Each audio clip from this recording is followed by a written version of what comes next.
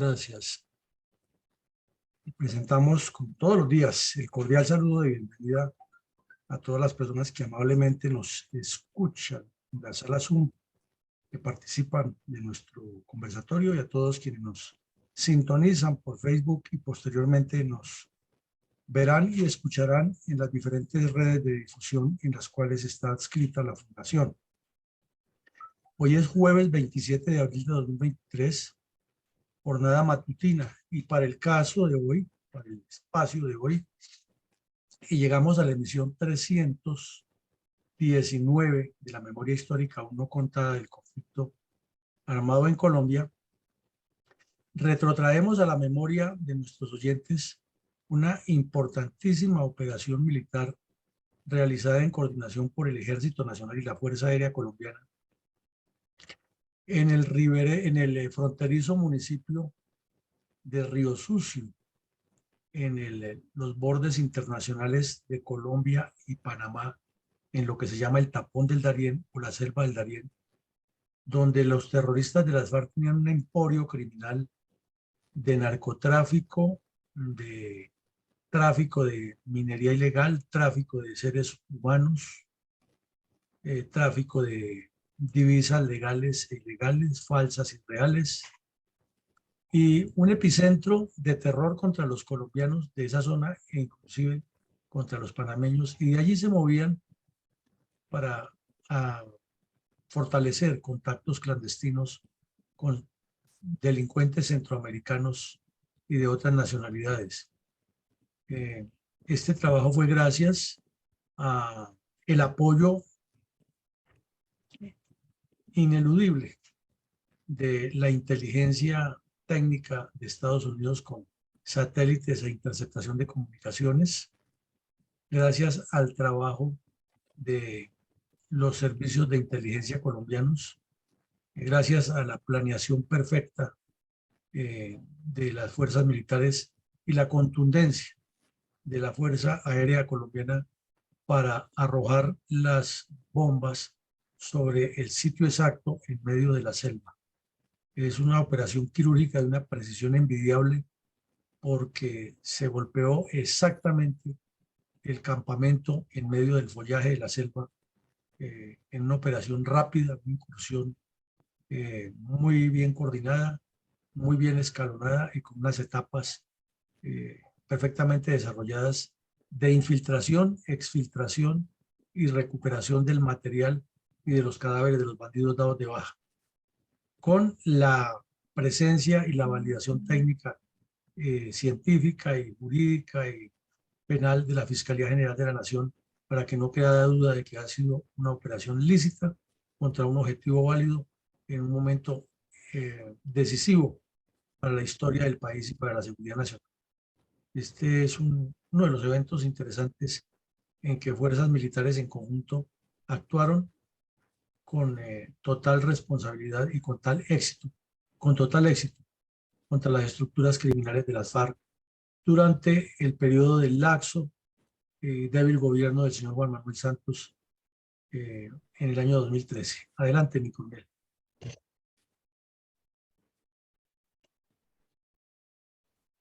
Mi coronel, desde la década de 1960, cuando el Partido Comunista y su brazo armado, las FARC, se asentaron en los departamentos de Antioquia, Córdoba y Chocó, y posteriormente, con la llegada del ELN al noroccidente del país, se desató una barbarie comunista sin par contra los residentes en esa zona, que infortunadamente persiste 60 años después, mediante la cruenta acción criminal contra los colombianos, porque se ha tipificado varias violencias.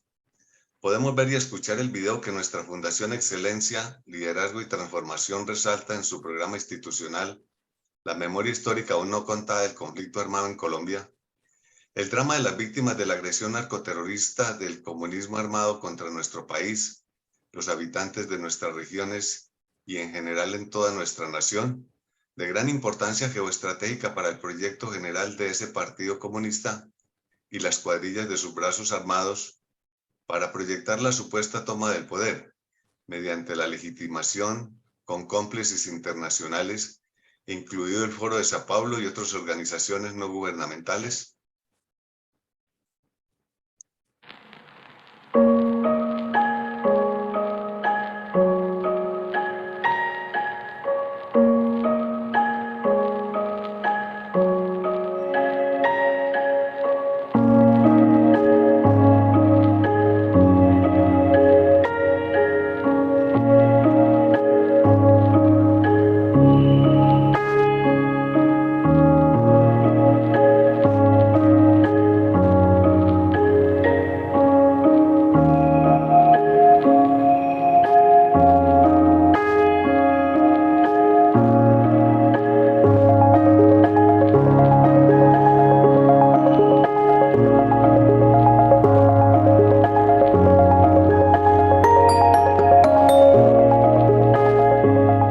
Al completar 200 emisiones del programa La memoria histórica aún no contada del conflicto armado en Colombia, la Fundación de Excelencia, Liderazgo y Transformación saluda a toda la audiencia y seguidores agradeciéndoles por su participación y seguimiento a nuestro programa.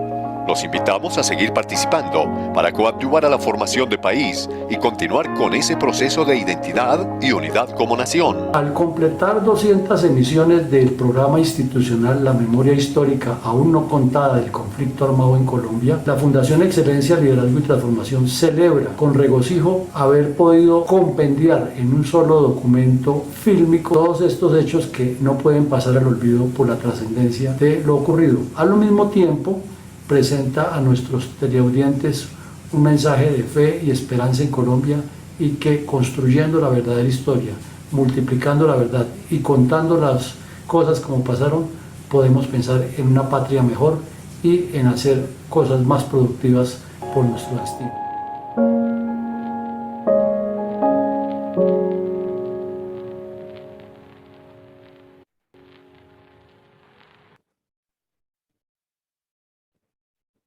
Adelante, mi coronel.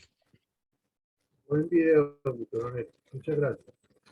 ¿Cuáles son las características geoestratégicas generales de la región del estratégico municipio de Río Sucio, en el nordeste de Colombia y del departamento de Chocó?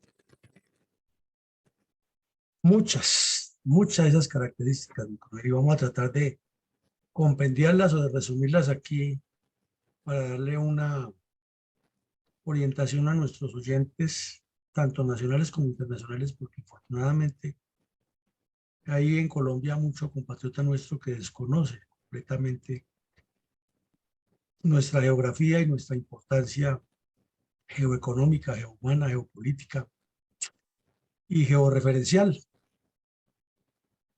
Por eso no es extraño decir que los colombianos no sabemos lo que tenemos y enfrascados en unas disputas personalistas entre dirigentes, terminamos todos haciendo parte del eco y de la multiplicación de mensajes sin tener la síntesis para profundizar y conocer el fondo de los asuntos, el fondo de las intenciones, el fondo de los problemas y el fondo de la realidad y el fondo de la respuesta que se debería dar.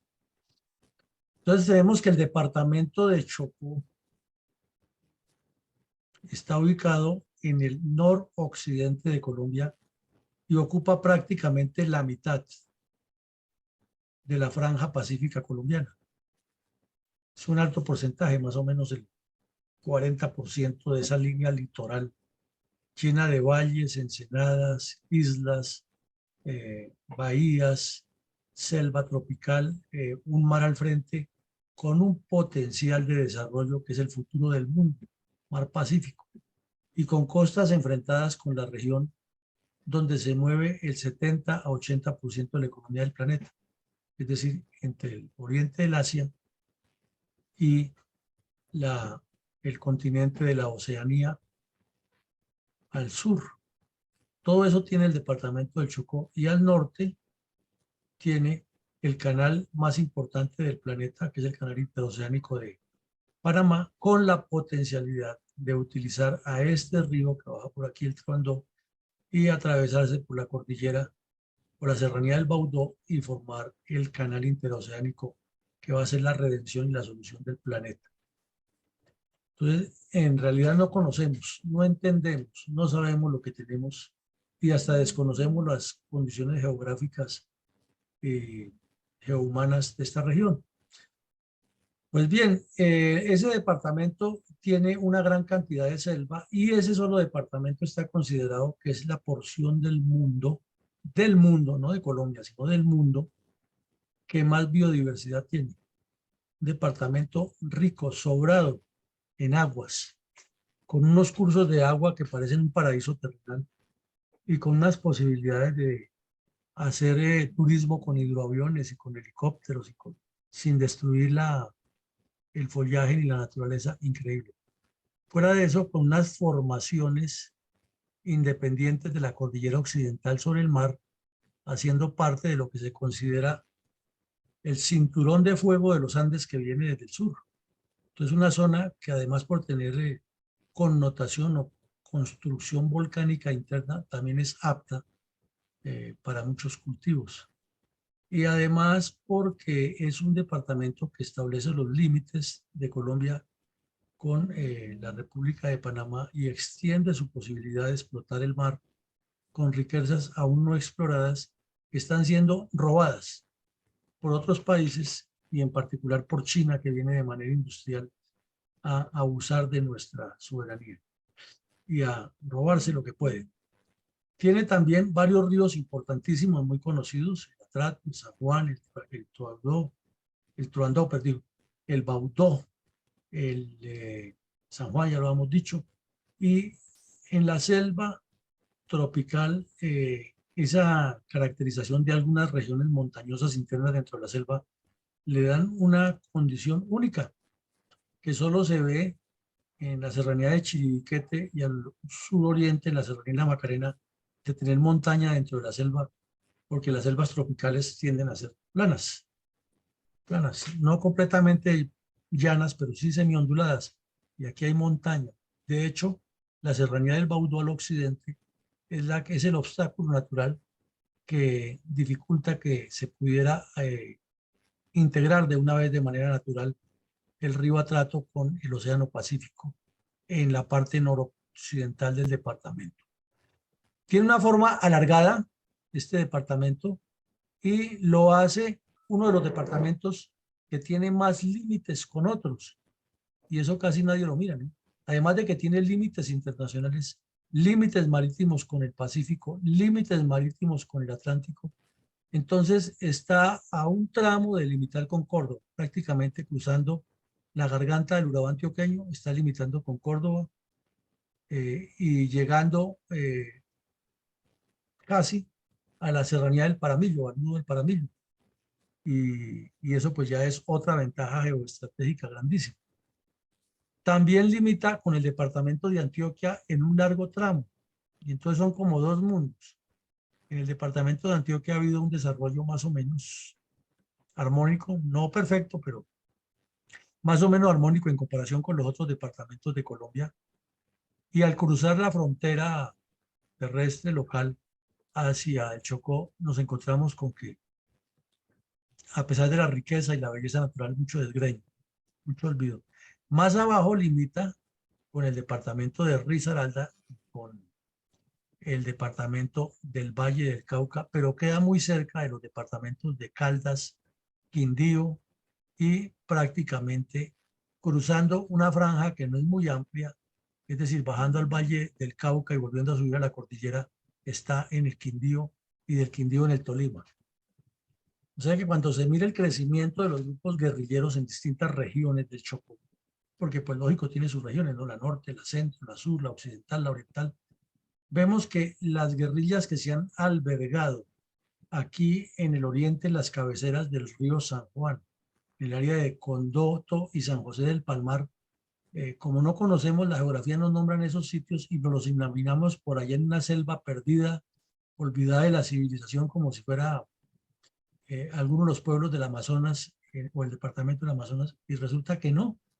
Resulta que Condoto y San José del Palmar están en la parte más oriental del Quindío, limitando con Risaralda y a una distancia muy corta para llegar a Armenia, a Pereira o a Cali.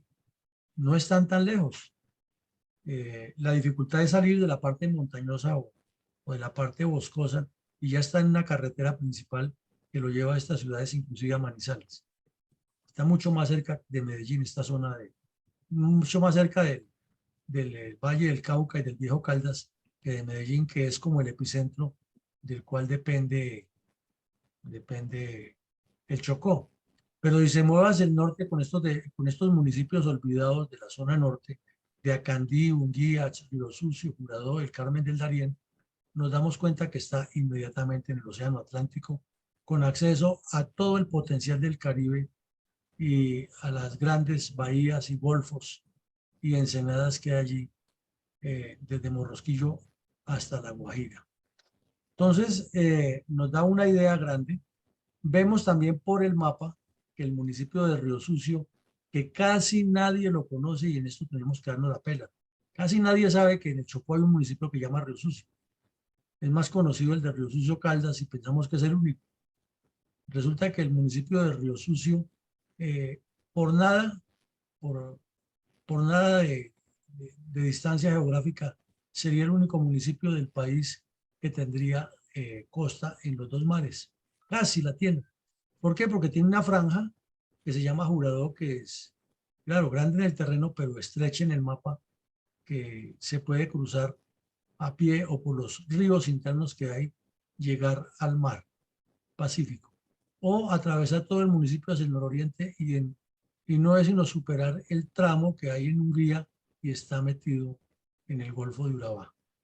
Es algo fundamental. Además, que si lo miramos, es el municipio más grande del departamento y que tiene límites internacionales con la República de Panamá. Y entonces vemos que así como en Colombia hay comunidad embera en toda la zona noroccidental del país, es decir, en Mochocó y Antioquia, en Panamá también hay embera porque los seres humanos o los pobladores, nuestros antecesores, pues ellos ocupaban la tierra, no ocupaban fronteras como las que existen ahora, ocupaban la tierra. Entonces hay embera en Colombia y hay embera en Panamá. Y hay una gran cantidad de indígenas, de estos que tienen sus relaciones de lado y lado, y para ellos pues esa frontera no existe.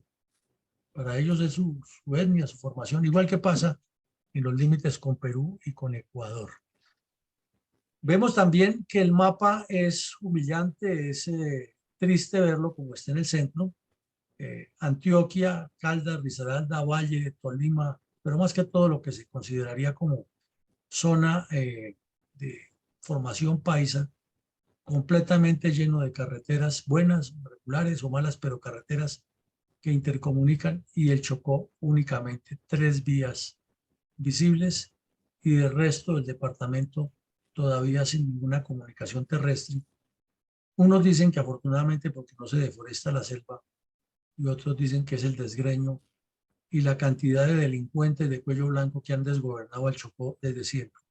Es el departamento más corrupto de todos, o donde más actos de corrupción hay, y eso es mucho decir porque la competencia es fuerte. Guajira, Meta, Boyacá, el Guaviare y los del centro del país. Es decir, ese fenómeno es arraigado y allí pues es más evidente porque es increíble que en tantos años no se le haya podido dar ningún desarrollo social, político, económico, cultural a un departamento que lo tiene todo, que tiene platino, tiene oro, tiene pesca tanto fluvial como marítima, tiene puertos, tiene posibilidad de desarrollarse muchísimo, y agua que es el futuro de la humanidad. Era una población, un caserío.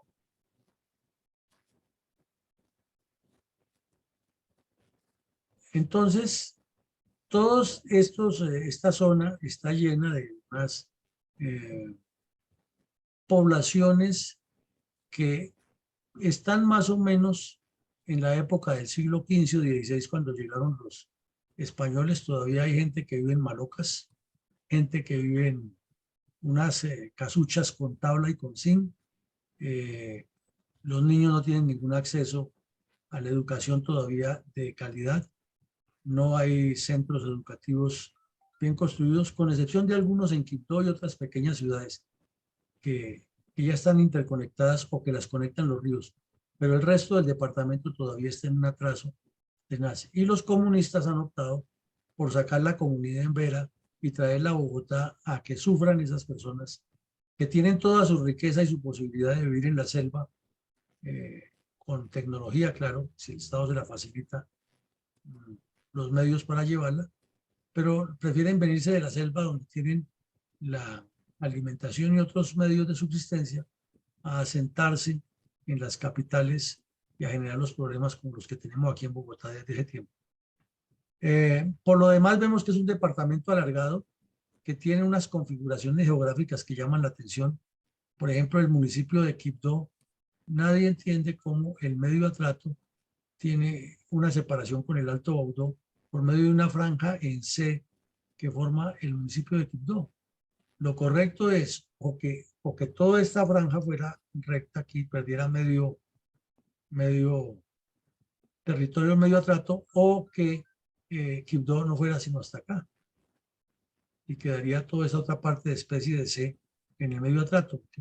No tiene explicación esas formas tan raras. Claro, se sobreentiende que es por los accidentes naturales de los ríos y las estribaciones de las cordilleras que haya, pero nos parece que está mal diseñado y que eso también hace parte del abandono y el desgreño, porque si el área urbana de Quibdó está aquí, se preocupan más por el desarrollo de lo que es cercano, y eso tan alejado por allá ni van ni les interesa, porque les parece que es más, depende más del otro municipio. Y suele suceder en Colombia, en las distribuciones geográficas que hay aquí, que los habitantes o los pobladores pues recurren a las actividades comerciales, sociales, de desarrollo al poblado que les quede más cerca, sin importar si es o no es un municipio.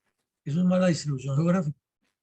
Es pésima planeación del ordenamiento territorial. Pero ya está ahí y lo que hay es que buscar las soluciones.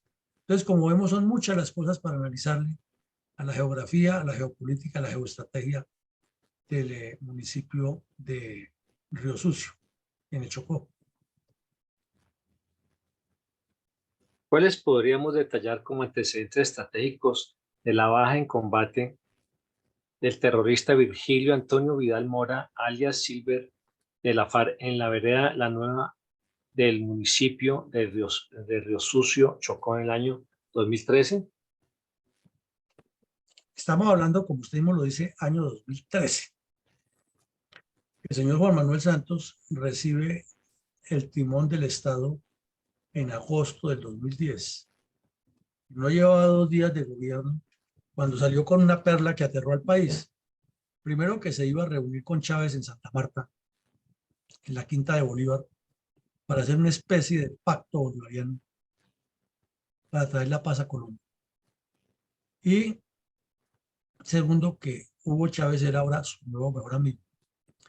El país quedó, como se dice coloquialmente, de una pieza y sorprendido, porque una semana antes de eso, el señor Uribe había puesto de manifiesto que en Bogotá el ejército y la fiscalía habían allanado unas casas cerca del Palacio Presidencial donde han encontrado morteros artesanales y armas con las cuales, y un plan completo con las cuales las FARC iban a atentar contra el señor Santos en su posesión. En segunda medida, porque también esa misma semana antes de entregar el poder, el presidente Uribe publicó las fotos satelitales, las coordenadas exactas de los sitios en Venezuela donde estaban acampados Iván Márquez y Timochenko, con 2 cuadrillas de bandidos grandes, y unos documentos de inteligencia que demostraban la complicidad del narcogobierno de Chávez con las FARC y con el ELN en la frontera, y algunos planes de entre comillas, trabajo conjunto entre los delincuentes del desgobierno venezolano y los delincuentes de las FARC y el ELN. Pues eso pasó inmediatamente a segundo plano, y en breve, pasados unos pocos días, Santos dijo, La información de los sitios donde están esas personas, les puedo garantizar, y volvió y repitió, que esas personas ya no están ahí. No digo que los bandidos de las FARC ni nada, sino ya comenzó a hablar. Y luego se comenzó a rumorear en los diferentes medios, porque la Iglesia Católica destapó las cartas, que se estaba en contacto con las FARC, hasta que al final Santos reconoció que su hermano, desde antes de él tomar posesión, ya estaba hablando con las FARC. Entonces la deslealtad de Santos era manifiesta, ya que si no hubiera tenido la bendición de Álvaro Uribe, pues hubiera sido un aspirante muy débil para llegar a la presidencia. Y si no hubiera ocupado inmerecidamente el cargo del Ministerio de Defensa, había sido visto como un politiquero más de los que han hecho parte de la banda de delincuentes de cuello blanco que le han hecho daño al país desde diferentes posiciones políticas. Pero haber sido ministro de Defensa y haber tenido la bendición de Uribe para la candidatura fue lo que le garantizó ganar esas elecciones. Y no llevaba un mes, 2 días de haber tomado posesión cuando ya peló el cobre y le demostró a los colombianos que él no era el candidato que ha debido ganar. El problema era que estaba frente a los de la izquierda y el país votó por lo que consideraba el menos malo. No porque Santos fuera el mejor, era que no había tampoco mucha calidad de competidores. En segunda medida, bueno, y eso indujo en que la presión que traía la seguridad democrática contra las FARC entrara en crisis, porque eran 8 años de gobierno en que las fuerzas militares y la Policía Nacional venían con un ritmo, una dinámica, una acción sostenida contra las guerrillas, contra los grupos armados ilegales, con el total respaldo en ese campo, en el militar operativo del gobierno nacional, que antes, por el contrario, exigía más y también generó problemas que ya sabemos. Pero a partir de ese momento se le envió un mensaje dual que es letal para cualquier institución, sea armada o no sea armada, de dar órdenes y contraórdenes por todo es señal de desorden. O de decir, haga pero no haga, actúe pero no actúe, es que estamos negociando pero estamos combatiendo, no. Hay que ser claro, se hace o no se hace, y entonces así los soldados saben cómo cumplir la misión. Pero cuando se les dan esas dualidades entran en faltas de certeza, y la incertidumbre es la peor aliada de cualquier proceso de seguridad nacional. Pues a pesar de que las FARC estaban también en ese cambio de tercio, aprovechando la personalidad sinuosa del señor Santos, pues continuaron con el reclutamiento. Ellos no pararon el terrorismo y el narcotráfico. Y desde luego adosando eso con el cuento de que tenemos que hablar de paz. Eso sí no lo han cedido. Y la comunidad internacional de la izquierda, que ha sido fuerte durante el periodo de Uribe, entró en crisis porque perdieron varios gobiernos. Perdieron varios, el de Paraguay, perdieron el de Uruguay, perdieron en Argentina, o en Argentina no perdieron, pero entraron en crisis por la muerte de Kirchner y el desgobierno de la señora, que aunque logró reelegirse, no tenía un posicionamiento fuerte en el continente. Ecuador también entró ya a Correa en un proceso de choques internos, no como lo que había tenido antes, que era un dictador autócrata que hacía lo que quería. Lula da Silva también tuvo el relevo con la señora que terminó destituida. Entonces la izquierda también entró en un franco deterioro y las FARC no se dieron, por el contrario, actuaron, y los remanentes que quedaban del comunismo seguían apoyándolos para promover la negociación de paz, porque eso es un objetivo número 1 del Foro Sao Paulo. Si ustedes miran 6, 7 reuniones seguidas del Foro Sao Paulo, una sola conclusión, es que el Foro Sao Paulo lucha por la paz de Colombia. Y es más o menos lo mismo que se le cuestiona a Petro ahora. Si los del Foro Sao Paulo son países latinoamericanos que tienen problemas internos, cada uno por resolver, ¿qué tienen que hacer metiendo la nariz en conjunto? Y es que quieren la paz de Colombia. Pues claro, estaban manejados era por comunistas y quieren la joya de la corona y la han querido siempre, que es Colombia. Entonces las FARC siguieron empeñadas en reclutar menores de edad, en el terrorismo, el narcotráfico y la minería ilegal, que creció también muy fuerte en esa etapa. Paralelamente ya estaban instalados los diálogos, las conversaciones que las llamaríamos las imposiciones de las FARC en La Habana, y el establecimiento colombiano, el gobierno colombiano, demostró una debilidad institucional aterradora. Demostró descoordinación. El señor Juan Camilo Restrepo estuvo allá y luego renunció porque vio que estaba haciendo el ridículo. Santos envió a uno de los politiqueros más expertos que tenía el país, que era el industrial Luis Carlos Villegas, a que negociara. Ese tipo iba a hablar ya como si estuviera dictando clase en una universidad, solamente la pasaba hablando de cifras y estadísticas y no entendía que lo estaban manipulando, o sí entendía, pero estar ganando dólares por cuenta del Estado y dándose prensa, pues facilitaba.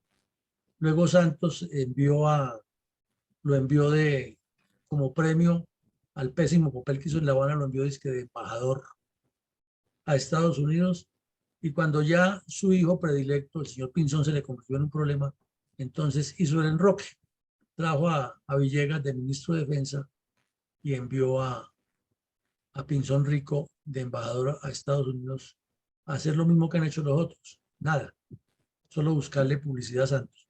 Y el gran logro del señor Pinzón como ministro, como embajador, fue organizar un show en la Casa Blanca con Obama que nos costó una millonada, y el señor Santos viajó con 2 aviones fletados de lagartos, y a cada lagarto le llevaba escolta, y escolta para que se moviera en Washington. Imagínense ustedes eso.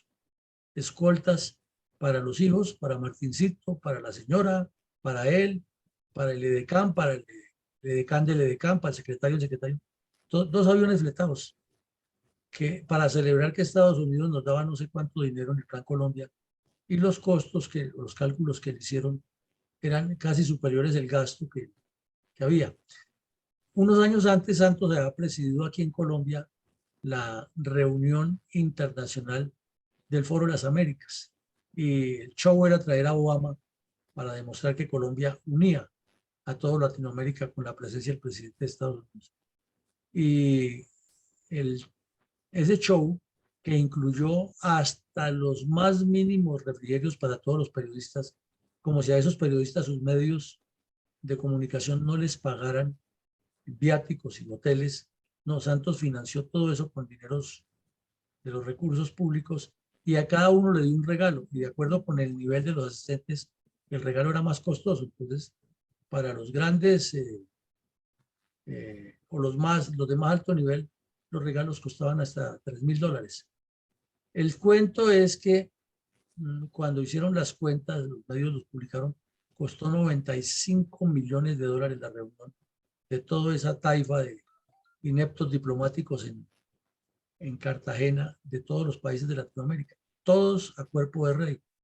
Entonces le preguntaron a la inteligentísima canciller María Angélica Holguín que si se justificaba semejante gasto y con esa cantidad, y esa mujer, con lo inteligente que es y lo bien estructurada, contestó: pues claro que se justifica, porque habíamos calculado que se gastaban entre 120 y 130 millones de dólares y apenas gastamos 95.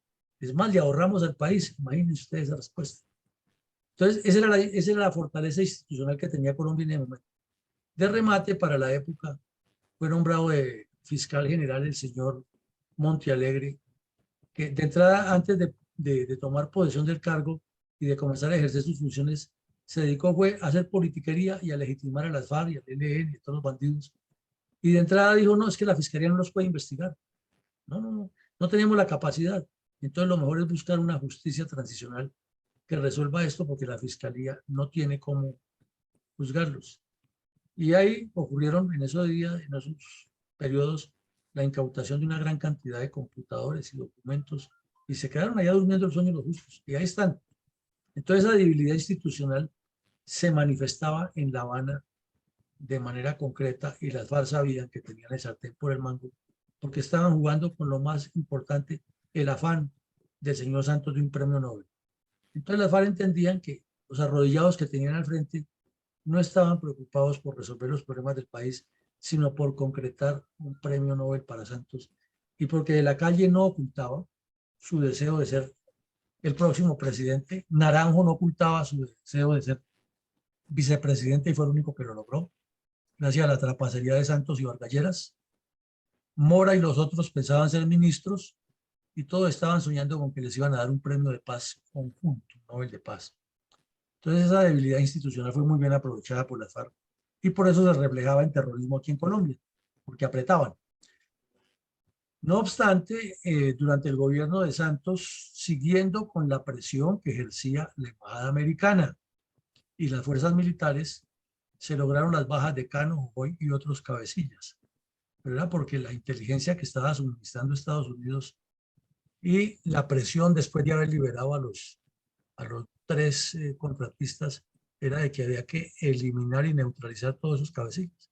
Eso es presión de Estados Unidos. No fue, como dice Santos, que él es el único que siendo ministro de Defensa los acorraló y siendo presidente los sometió, y que la historia antes le debe a él, o sea, los colombianos antes le debemos a él, porque además de que los sometió, él firmó la paz. O sea, San Martín de Porres o San Francisco de Asís le quedan pequeñitos en la santificación que se merece este caballero.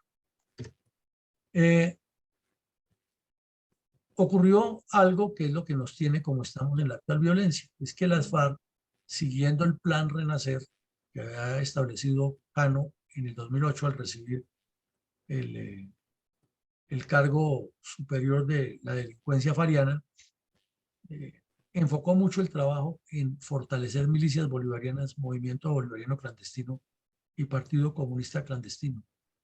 Y aunque muchos de los analistas, especialistas en el conflicto, como se autodenominan, dicen que Cano le rebajó la dinámica combativa a las FARC y que por eso las FARC entraron sometidos a Cuba, la verdad es otra. Cano lo que entendió, porque él era un experto en eso, era que había que fortalecer mucho la militancia política comunista dentro de las bases internas y externas de las FARC, y de esa manera se prolongarían en el tiempo, así sufrieran derrotas militares. Y acertó porque los tenemos ahí muy fuertes en las regiones ahora con nombres de guardias campesinas, guardias indígenas, organizaciones sociales y zonas agrícolas especiales, y un poco de figuras disfrazadas con las cuales siguen destruyendo el Estado colombiano, destruyendo nuestra institucionalidad y formando unos feudos de republiquetas independientes. Entonces, no lo han podido avanzar más porque siempre las fuerzas militares han combatido, inclusive a pesar del señor Petro. Y eso es lo que más les preocupa, es la piedra en el zapato que ellos tienen. Por eso insisten en que se reduzca la inteligencia militar, que se suspendan los bombardeos de la Fuerza Aérea, que no se interrogue a los bandidos capturados, que eso debe ser controlado por civiles. Todo lo que dice el informe del señor de Rux es la respuesta a evitar que se les controlen estas 3 estructuras o que se les articulen. Bueno, tenemos que también en Urabá, desde siempre, desde cuando Jacobo Arenas envió al papá de Iván Marino Ospina allá a esa región, que ya existía unos núcleos, unos embriones comunistas organizados por el partido sobre los sindicatos y alrededores. Esa cuadrilla se convirtió en la multiplicadora de todo el terrorismo en el noroccidente del país y de la colonización armada en el Chocó. Y obviamente por su privilegiada ubicación geoestratégica, el municipio de Río Sucio tenía que tener prioridad, porque es que los comunistas sí estudian la geografía colombiana para insertar sus procesos revolucionarios. Los dirigentes políticos de la mal llamada derecha ni les interesa la geografía. Lo que preguntan es cuántos votos tenemos allá y cómo podemos hacerles un acueducto o algo y cómo vamos a echar el discurso y hacer el sancocho y la inauguración, y ahí termina su visión. Y los comunistas, mientras tanto, están trabajando con estas estructuras clandestinas, las comunidades, para ir subvirtiendo el orden. Una diferencia, así como el crecimiento de esa cuadrilla exponencial, esa también es una diferencia exponencial entre el trabajo de la mal llamada derecha y los comunistas. Vimos ayer que hubo unos ataques en esa región contra la Brigada 4, la Brigada 17 y también contra la Policía Nacional, y continuaron, ya no con la misma intensidad de esas emboscadas que analizamos, pero ese plan pistola, esa idea de Alfonso Cano del grupito pequeño de que golpea, pica como la abeja y se va, pica como la avispa y se va, pica como la hormiga que se siente tocada en su hábitat y sigue trabajando en lo que tiene que hacer, es muy común en esa época en toda la región. Máxime que el narcotráfico haya crecido, la minería ilegal haya crecido, el tráfico de seres humanos hacia Panamá había crecido, el contrabando y el movimiento de divisas ilegales hacia Panamá y hacia Ecuador, siguiendo toda la frontera, pues apenas una cosa sumaba con la otra. Entonces, esos son como unos antecedentes muy generales, muy globales, pero que nos ponen en contexto que lo que corresponde a estas operaciones interesantes en los cuales Estados Unidos metió la mano, afortunadamente, con mucha información, tienen unos contextos más grandes de lo que la gente se imagina, que es hay una operación local y un bandido que está en la región y lo eliminaron, sino que esto tiene todo un entorno. Adelante, mi coronel.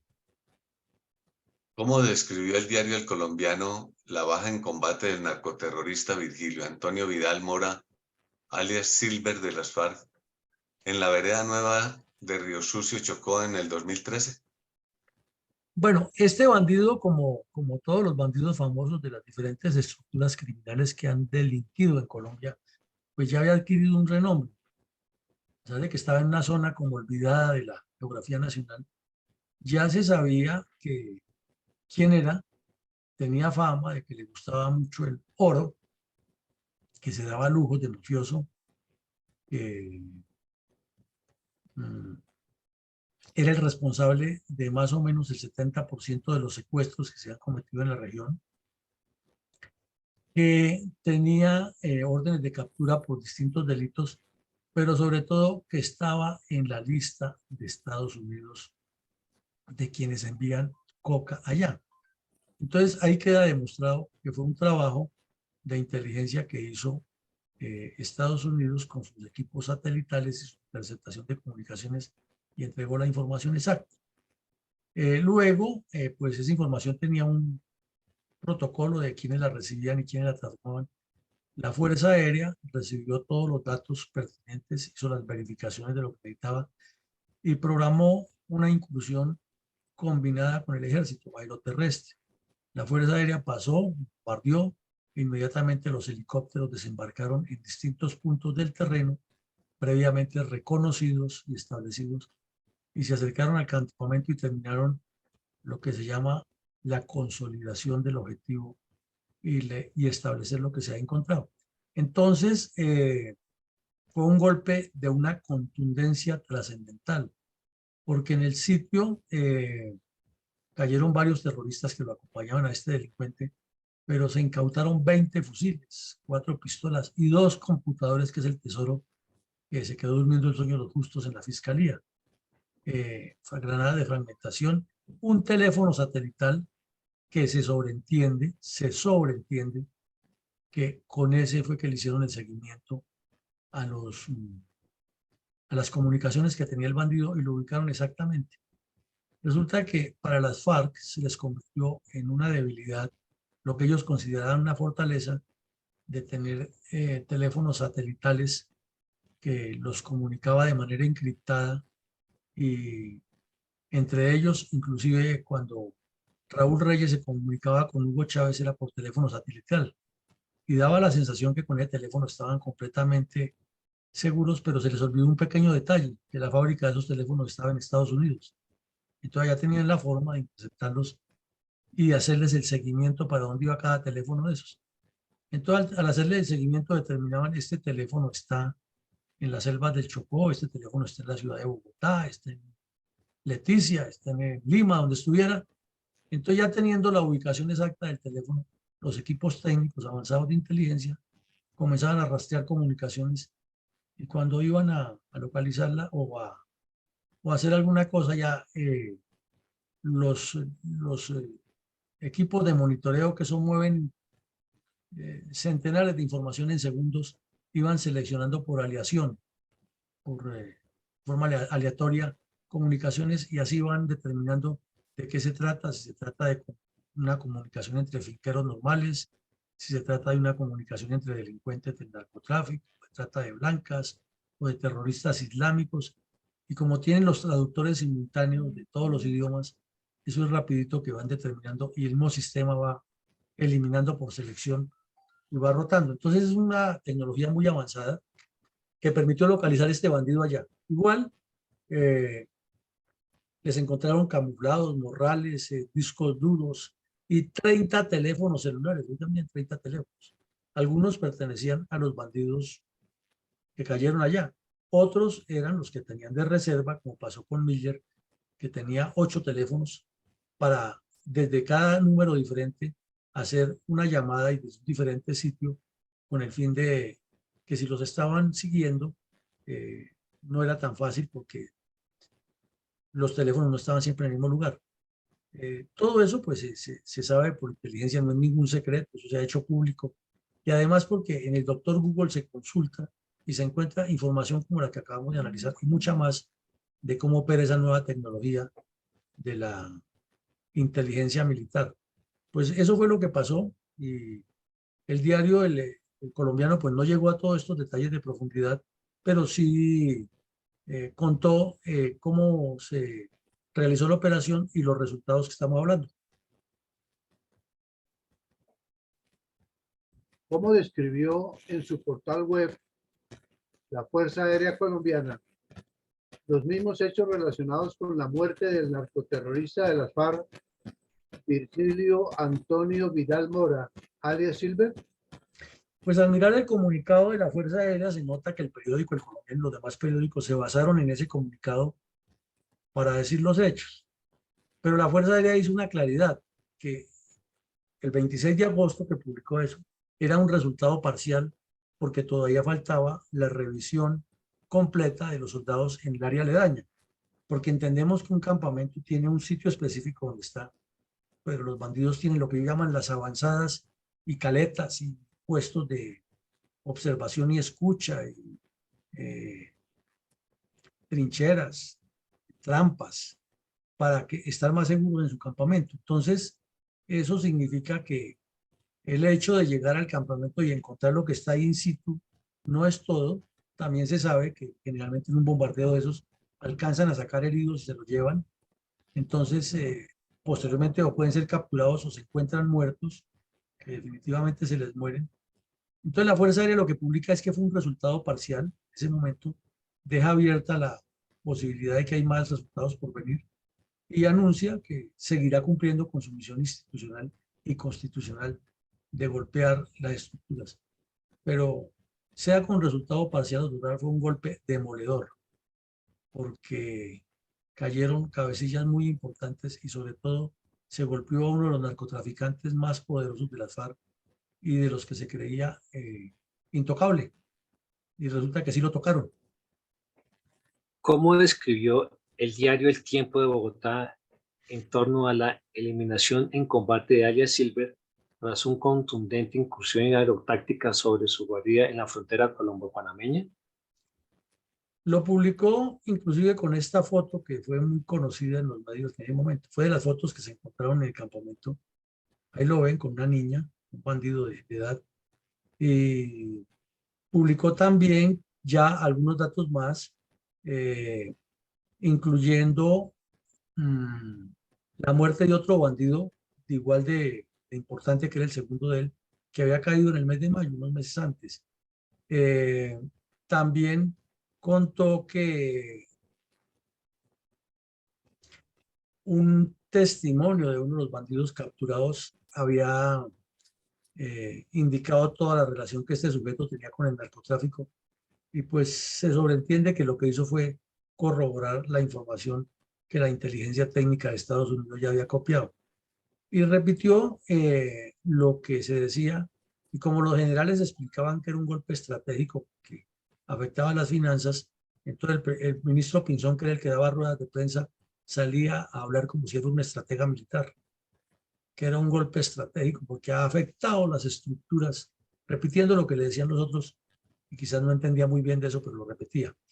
Entonces, se hizo mucho énfasis en la desmovilización de 11 terroristas que hubo antes, cuyos testimonios ayudaron muchísimo, pero fue fundamental el apoyo de Estados Unidos para golpear a este delincuente. Mi coronel, ¿qué datos agregó la agencia periodística Colprensa respecto a la baja en combate del narcoterrorista Virgilio Antonio Vidal en la vereda La Nueva Río Sucio, Chocó, en el 2013? Pues la agencia Colprensa, que generalmente elabora informes para muchos periódicos a la vez en el país, entrevistó al general León, que era el comandante de la Fuerza Aérea, y él explicó más o menos cómo se ha realizado la operación. No se puso a dar detalles, pero explicó. Y volvió y dijo lo mismo que ha dicho en el comunicado, pero con otras palabras. Dijo León que era posible que hubiera más bandidos muertos, que hubiera otros resultados, pero pues que tocaba esperar a que las tropas terrestres desarrollaran la situación. Luego ya el mismo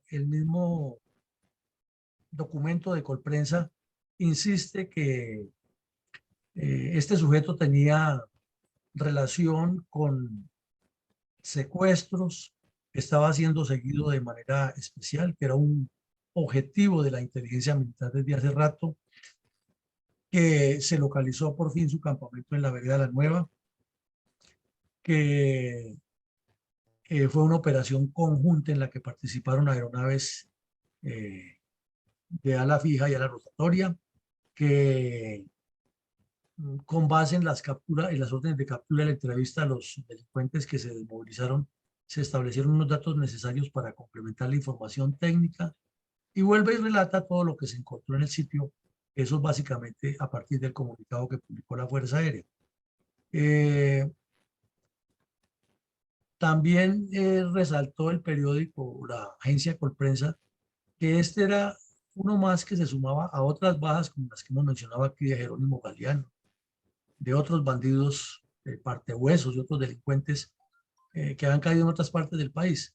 O sea que demostraba con eso que era una ofensiva conjunta de las fuerzas militares, no del señor Santos, de las fuerzas militares las que no cedían, pero además es que el flujo de inteligencia técnica y humana era muy grande, con una circunstancia agravante para las FARC, que ese programa que había sido montado en el gobierno anterior de Uribe, de la desmovilización, estaba rindiendo unos frutos impresionantes porque era grande la cantidad de jóvenes que se volaban de la guerrilla, los enviaban aquí a Bogotá al Centro de Desmovilización y de Reinserción a la Vida Civil, y en la entrevista que le hacían a cada uno de ellos por parte de los especialistas de inteligencia se conseguían muchísimos más datos, o inclusive algunos de ellos fueron hasta el sitio y ayudaron a planear operaciones o a complementar informaciones, a resolver dudas que había, y eso ayudó muchísimo. Por eso es que se insiste por parte del señor Derruc y el señor Petro que cuando caiga un delincuente jamás puede ser utilizado para que dé información, como quien dice que continúe siendo cómplice, así se vaya para la cárcel. Adelante, mi coronel. Podemos revisar los aspectos concretos acerca de la baja en combate del narcoterrorista alias Silver de las FARC en la vereda La Nueva, municipio de Río Sucio, Chocó, en el año 2013, publicados en el diario El Espectador bajo el título El narcoinforme de las FARC. Sí, resulta que cuando cae Silver, pues en los documentos que se encuentran, aparece un informe entre enero y agosto del 2013. Y es un documento de 14 páginas en la que muestra todos los ingresos que tuvieron por narcotráfico y por extorsiones, por secuestros y por minería ilegal. Muy bien organizados, y dicen, por ejemplo, en algunos de los apartes, que se habían propuesto recaudar 2.500 millones de pesos ese año, y que en ese solo periodo del de enero a agosto, ya habían recogido 6.350 millones. Y entonces hacen un cálculo de las ganancias netas, ya sacando los gastos que eso significa de sobornar y de financiar bandidos y de pagar alimentación y medicamentos y las parrandas que hacen, etcétera, que tenían una ganancia de 2.705 millones frente a lo que han calculado para todo el año. O sea, en el año han calculado que recogerían 2.500, pero en agosto ya han recogido 6.350 y sin tocar esos 2.500, es decir, lo que se calculaba que ya tenían a agosto 2.705 millones de pesos. O sea, ahí vemos la fluidez de recursos que estaban recibiendo. También quedó comprobado en esta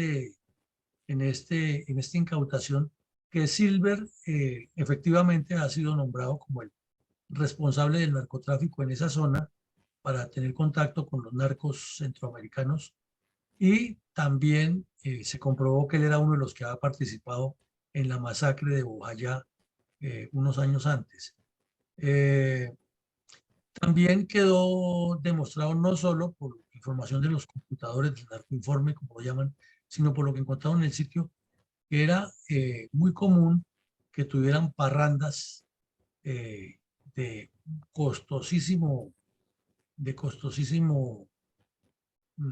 proceso de financiación, porque era con whisky de la mejor calidad, con refrigeradores en medio de la selva, helados traídos desde Panamá al costo que fuera, mariscos y comida fina y viviendo sabroso.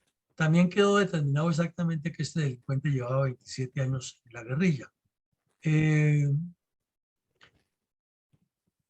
Este golpe afectó también, de acuerdo con lo que se ve por lo que tenían escrito, y afectó muchísimo a las FARC en la estructura que tenían, porque se pensaba únicamente que esa descomposición, como la llaman ellos, esa mentalidad lumpenesca, era únicamente de el grupo que estaba en el bloque oriental con John 40 y con el Negro Acacio. Pero ya al verlo aquí, entonces se corroboró una vez más que efectivamente las FARC son un cartel de narcotraficantes, que los cabecillas que manejan el narcotráfico viven como mafiosos, actúan como mafiosos, se enviaban regalos de relojes de oro, cadenas de oro, algo que es prohibido dentro de las FARC, pero ellos lo hacían. Luego pues ya relata otras cifras de montos en dólares que tenían previsto, con nombres propios de quiénes eran los que tenían la responsabilidad de conseguirla, y destapa algo gravísimo para la disciplina interna de las FARC, que un equipo encargado de caletear coca, como llaman ellos, o sea, de esconderles la coca para irla sacando por las lanchas en el mar o por los ríos hacia el mar, hacia el Tamar, y subirlas en buques, se les robaron 1.606 kilos de coca. Y al primero que se indicaban era un tal Leider, que era muy de confianza de que se voló con 130 kilos de coca. Y pues obviamente 130 kilos de coca en el mercado ilícito valen una gran cantidad de dinero. Y también relatan lo que él tenía escrito ahí de las delaciones que había hecho el tal Marlon con los 11 que se desmovilizó y que había coayudado a conseguir la información. Luego relatan también qué tipo de armas habían conseguido, en cuánto la habían comprado, a quién era el encargado de comprarlas, y también ponen al descubierto algo que siempre lo ha negado la Marcha Patriótica, que era encabezada por Piedad Córdoba. Es que una señora, María Paulina, no se sabe quién era, si era la misma Piedad Córdoba, que era la dirigente de la Marcha Patriótica, había recibido 420 millones de pesos de las FARC para su campaña política. Entonces, ahí se saca la conclusión. ¿Por qué en el informe del señor de Rux no se menciona eso? De que la Marcha Patriótica recibió en total entre enero y agosto, sin contar antes ni después, de parte de este bandido, 1.548 millones de pesos que estarían incluidos dentro de esos gastos que ellos dicen, por lo cual los 6.350 millones que recibieron se reducen a 2.750 de ganancias. Entonces, esa es otra parte que no se menciona en el informe, la verdad, que supuestamente dice la verdad, pero que aquí queda claro en un computador que está en la fiscalía, que fue entregado parcial información a los medios de comunicación que le dieron 1.548 millones, para ser exactos, a, entre comillas, María Paulina de la Marcha Patriótica. Y pues hilando delgado podría tratarse que se lo han dado a su dirigente, que era la señora Piedad Córdoba. Pero claro, probarlo eso es muy difícil, pero queda la duda, ¿no? El resto del balance financiero presentado por Silver compromete muchísimo al terrorista Pastor Alape, que ahora le dio la piquiña de ser candidato a la gobernación de Antioquia en este mes, en estas elecciones. Imagínense, entonces ahí relatan, también describen cómo invirtió dinero en alimentos, elementos de dotación, en medicamentos, y habla de que invirtieron 689 millones de pesos en medicamentos, lo cual quiere decir que allí había algunos bandidos que tenían problemas graves de salud, porque 689 millones de pesos es harto dinero, pero lo han invertido en eso. Y que algunos enfermos les han dado 8 millones, se supone que son los que sacan a los pueblos por algún problema. Y también dice que pagaron 45 millones de pesos a pistoleros y que tenía ya otros 10 millones separados para otro trabajito, o sea, para asesinar a alguien. Quiere decir que por asesinar a alguien pagaban entre 10 y 45 millones, que es lo que más o menos se deduce allí. Y también señala cuántos motores fuera de borda tenían, lo que indica que era toda una organización criminal. Tenían en ese momento 69 motores fuera de borda para moverse por todos esos caños y ríos, lanchas pequeñas, botes. Tenían 2 bulldozers para abrir campamentos en la selva y una retroexcavadora para explotar minería ilegal. Y todo eso calculan que les ha costado 690 millones de pesos. Entonces, con semejante información y estando en Cuba, pues se supone que el gobierno tenía el sartén por el mango para presionarlos, ya que ellos mismos reconocían en ese documento que tenían propiedades por 1.959 millones de pesos en bienes raíces y en otras propiedades. Pues de eso no pasó absolutamente nada y las FARC se limitaron a negarlo, a enmascararlo y a decir que si le seguían matando los cabecillas era imposible negociar así, porque ellos estaban en paz y los computadores se quedaron en la fiscalía.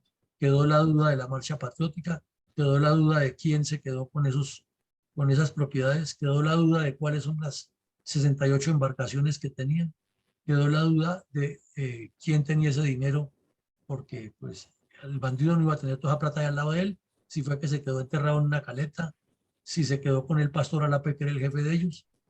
Todo eso está por aclararse y nunca se ha aclarado. Entonces, ese narcoinforme es un documento fortísimo, pesadísimo, que se ocultó, se olvidó y no se le dio la trascendencia. Adelante, mi coronel. La revista Semana agregó otros datos acerca de los ya publicados por El Espectador en el artículo El narcoinforme de la FARC. Esta vez bajo el título Mis hombres me robaron 1.506 kilos de coca. ¿Qué significa todo esto en el contexto del conflicto armado en Colombia? Pues bueno, aquí si miramos la revista Semana, agrega uno que otro dato, vuelve y resalce que el señor tenía 27 años de militancia terrorista, publica unas fotos, que no las publicó el otro informe, de los bandidos en parrandas en un campamento, bailando, tomando trago. Se corrobora lo que se decía en el informe con estas fotos.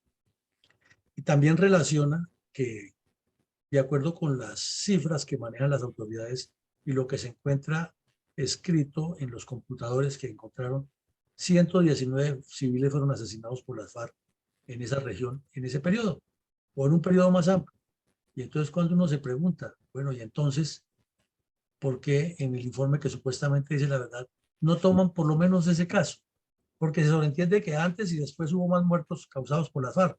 Pero sí hay un periodo en que ellos mismos reconocen que mataron a 119 personas, entre ellos muchos niños, pues eso significa que hay un genocidio. ¿Por qué se olvida eso?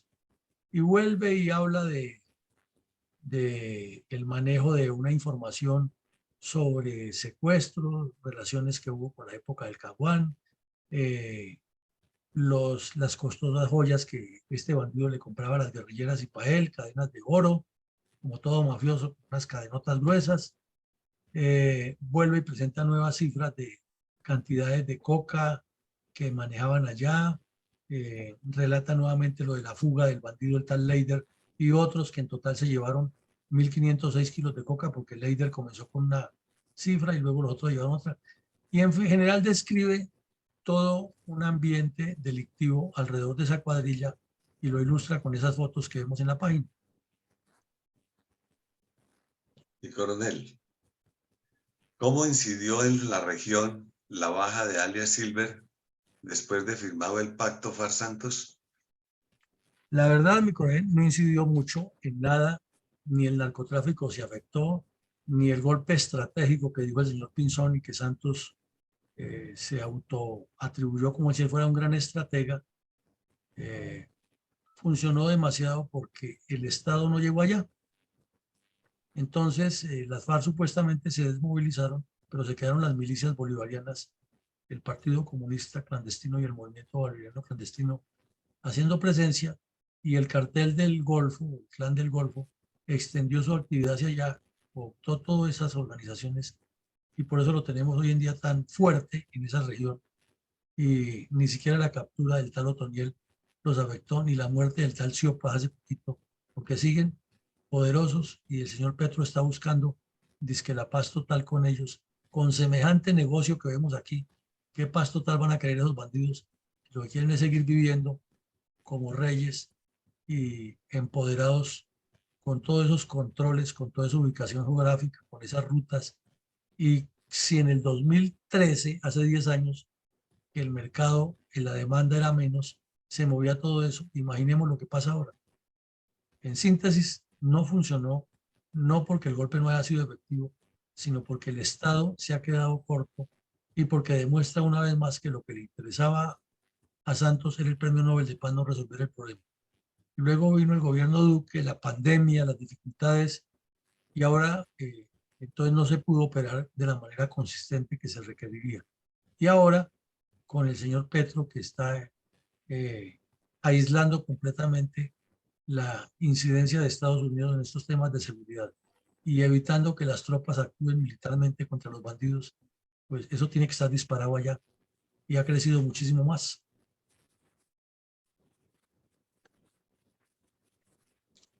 Adelante, mi coronel. ¿Cómo resalta nuestra fundación el drama de la niñez colombiana víctima de tantos atropellos por parte de los terroristas de las FARC y el ELN en todo el territorio nacional? Bueno, mi coronel, vamos a escuchar el video. Otra vez. Y lo cambiamos de sitio, lo ensayamos ayer. Bueno, vamos a ver si por este lado entra. Algo nos está pasando con ese video.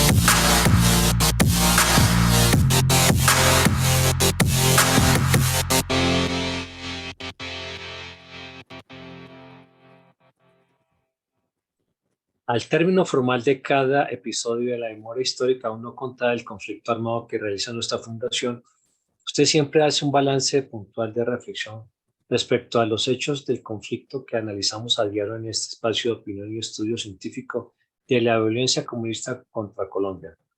¿Cuáles reflexiones estratégicas tiene hoy respecto a la baja en combate del narcoterrorista Virgilio Antonio Vidal Mora, alias Silver, de la FARC, en la vereda La Nueva del municipio de Río Sucio, Chocó, en el año 2013?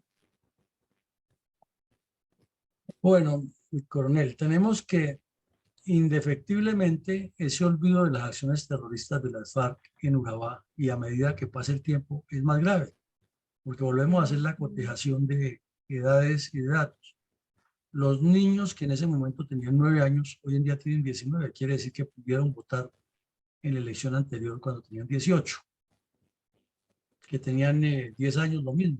Son personas que para esa época no tenían la claridad de lo que pasa y les ofrecen dinero o son atraídos por el lustre de todas estas actividades criminales y no entienden que eso es un daño total para el país y para la humanidad. Lo que les parece normal porque ese es el medio en que han crecido. Entonces le dan el respaldo a estos delincuentes o no entienden que hay que combatirlos. Es más, algunos de ellos se integran a esos grupos. Y eso hace que ese terrorismo se olvide. Los que ya murieron, murieron, los que se fueron, los que cambiaron de otras estructuras para otra parte del país también. Y los que están allí demuestran como un halo, un aire de superioridad a quienes hay que seguir e imitar y no a quienes hay que rechazar. En segunda medida, esa debilidad que tuvo Andrés Pastrana en el Caguán estimuló la debilidad de Santos y se dio cuenta Santos que este país aguanta todo, que no le cuestiona a los mandatarios ineptos nada, sino que les tolera que vayan a negociar con los bandidos al costo que sea y que los medios de comunicación, en el afán diario de la noticia y de la mermelada que da el gobierno, tampoco es que los cuestionen nunca, que la academia ha sido alejada y lo que se preocupan siempre es de darle un cariz de izquierda a la problemática y no de entrar a fondo.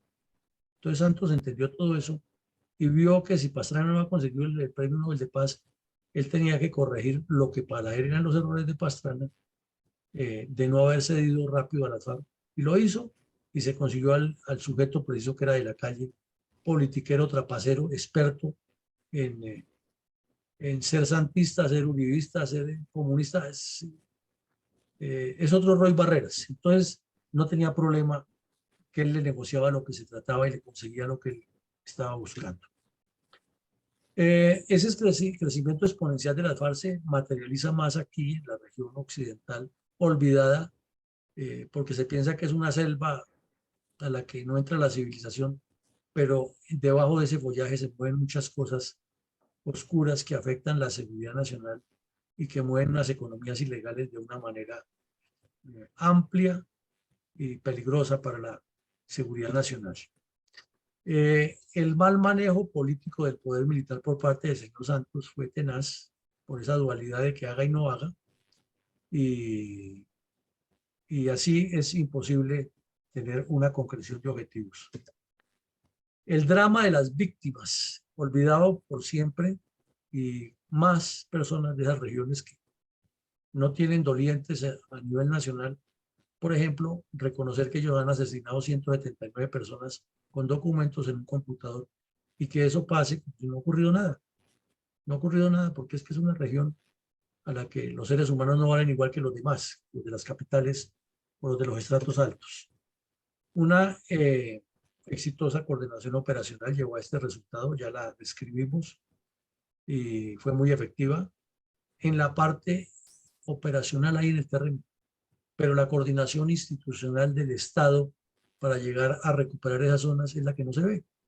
Entonces la culpa no es militar, no es que las fuerzas militares no sean capaces de doblegar a los bandidos, es que el Estado no ha querido hacerlo. Y se limitan a que se cumpla, eso sí lo cuestionan muchísimo, que se cumpla lo pactado en La Habana, pero no que se cumpla, que el Estado cumpla con sus funciones, que es más importante eso a decir que les cumpla a los bandidos. Y hay una importancia de estos golpes estratégicos, tácticos con connotaciones estratégicas que han ablandado muchísimo a las FARC y les impidieron que su plan estratégico lo llevara a la toma del poder como lo tenía previsto. Y desde luego, eso se debe a dos factores esenciales: apoyo de fuego aeroterrestre o aerotáctico y la inteligencia militar especializada. Por eso esos dos puntos son fundamentales y se inventan el cuento de que no se puede bombardear campamentos donde no hay niños, que es que la inteligencia militar sigue a periodistas y ya no sé quién. Pero el fondo es desarticular esas dos estructuras que son las que más les han afectado su capacidad y que más han facilitado a las unidades de maniobra que los golpeen. Y finalmente, volvemos al mismo argumento, ¿no? Con ese triángulo de terrorismo, diálogos y presión internacional, se ha hablado alrededor de un plan estratégico de la paz, la paz y la paz. Pues bien, mi coronel González, usted tiene la palabra. Mi coronel, el comentario para el día de hoy.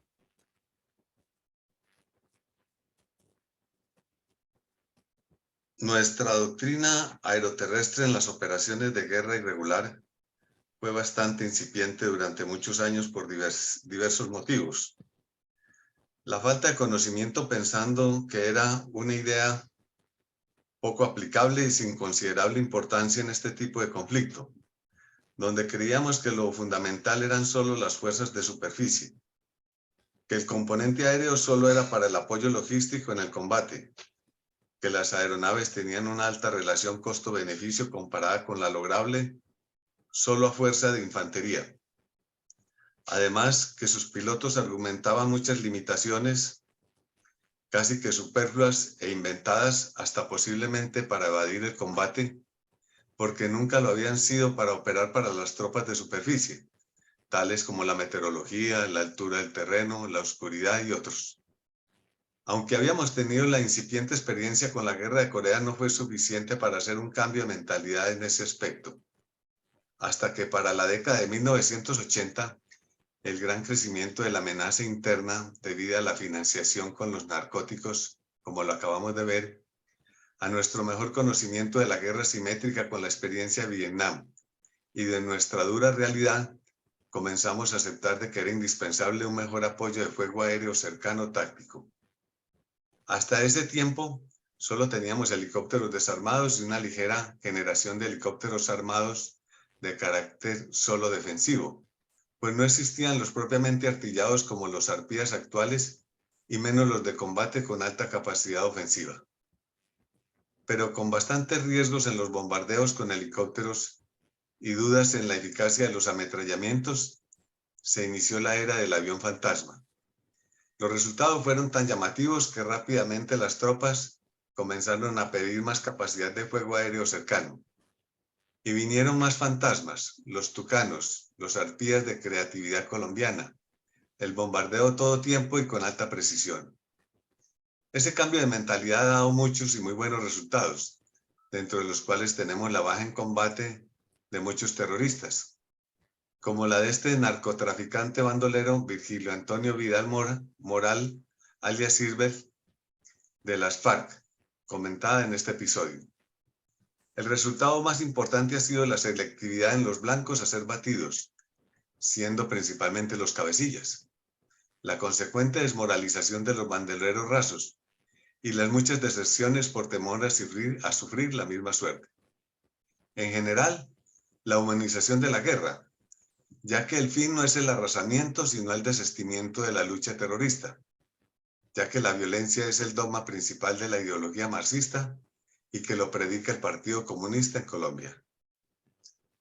Estas ideas y esfuerzos doctrinarios militares han sido para moderar y apaciguar el conflicto colombiano, asuntos que no los mencionó el jesuita Francisco de Rux, porque le conviene ignorarlos para sus propósitos de inculpar a las Fuerzas Armadas de ser las causantes de la agresión contra el pueblo colombiano, como así lo hizo, según su parecer personal, y por fuera de la realidad histórica, pues ellas han sido las defensoras combatiendo a los grupos terroristas.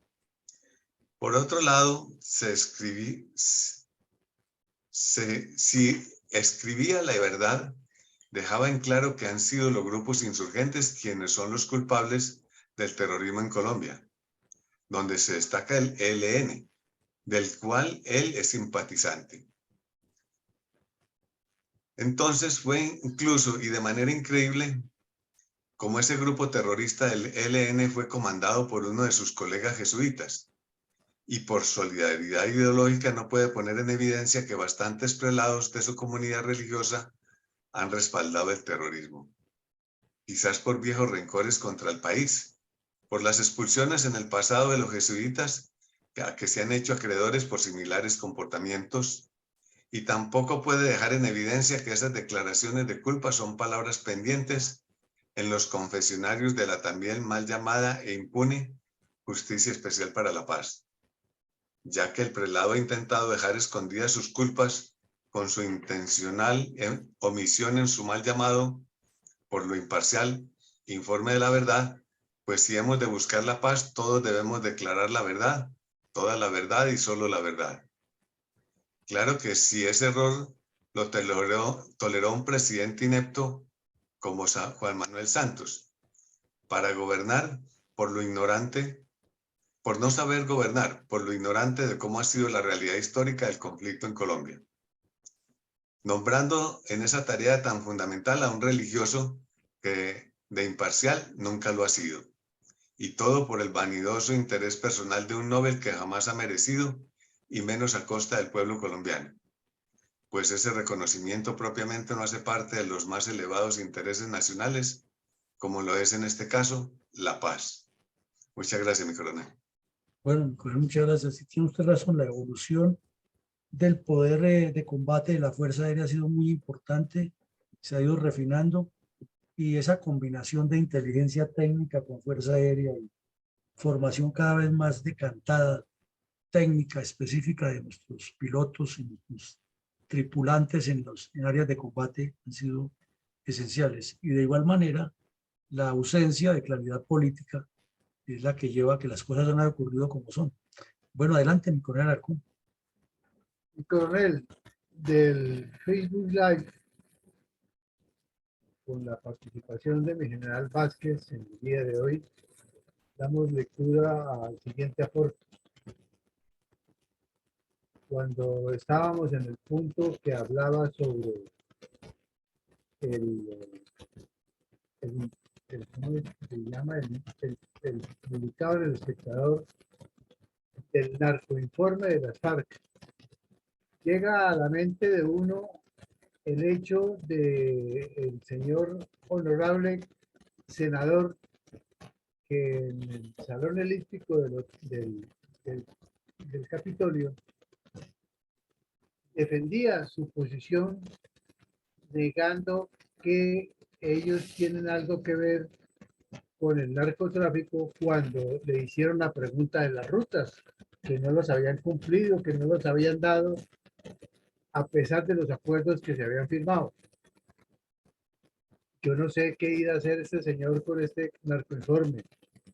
Ahí está en el periódico, ahí está para la lectura de todo el mundo y para que no sigamos comiendo entero de lo que está diciendo, están diciendo estos personajes que hoy aparecen como las monjitas de la caridad. Con retórica barata y distrayendo la atención de las acciones desarrolladas, los izquierdistas siguen utilizando las cortinas de humo para continuar con el engaño y que nos olvidemos de los malos, buenos eventos, todo fríamente calculado. Tan solo veamos algo reciente, atendiendo los problemas ocasionados por un dictador que aparece como el dueño de Colombia y Bogotá, dichas en sus propias palabras, mientras en nuestro país este se desencuaderna por culpa de la falta de atención, solo brindándonos más retórica que incluye dentro de la misma gran variedad de amenazas de justificación de estallido social, incitando al caos, el odio, con más mentiras que esconden verdades, pero lo que se haga no importa. Ellos saben lo que quieren y hacia dónde desean llegar.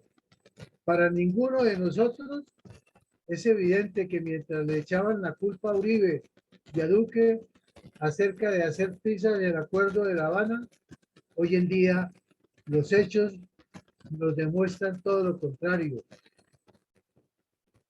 que quienes lo están haciendo son ellos mismos.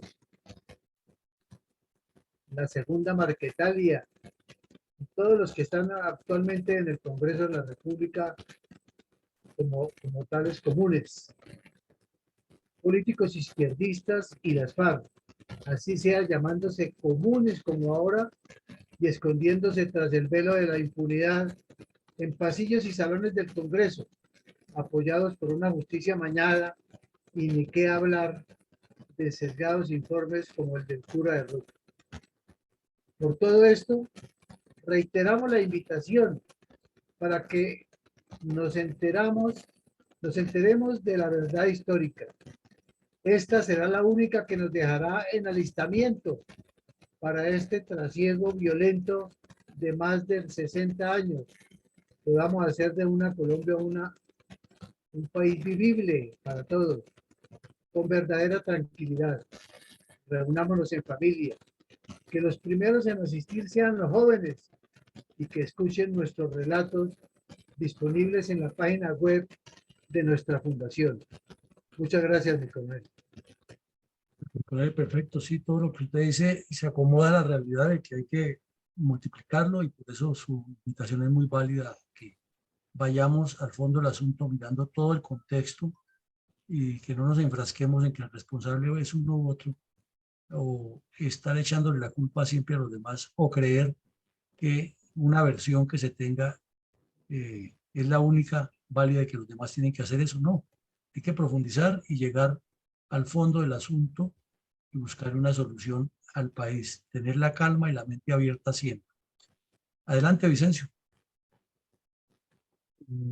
Es para resaltar que de siempre, de allá unas 2 o 3 décadas anteriores, no es la toma del poder, sino el poder del narcotráfico lo que se negocia en este momento con los bandidos.